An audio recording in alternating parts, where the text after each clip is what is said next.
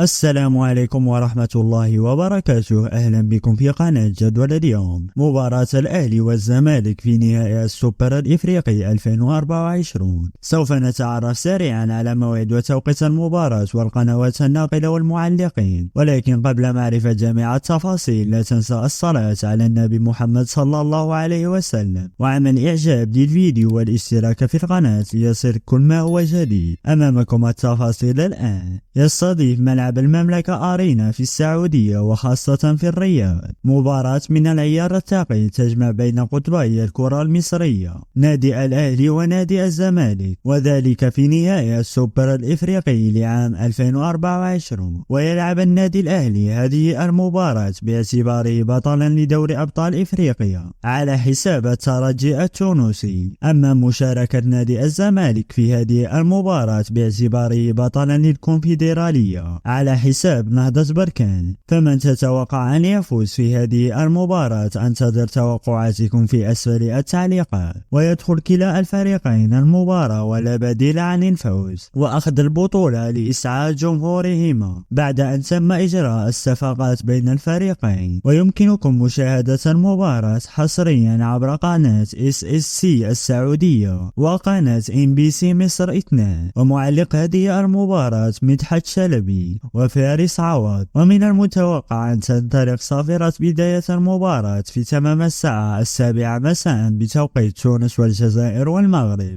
8 مساء بتوقيت ليبيا والسودان، 9 مساء بتوقيت مصر والسعودية والكويت وقطر والعراق. والمباراة سوف تلعب يوم الجمعة المقبل الموافق ل27 سبتمبر 2024. مشاهدة ممتعة للجميع.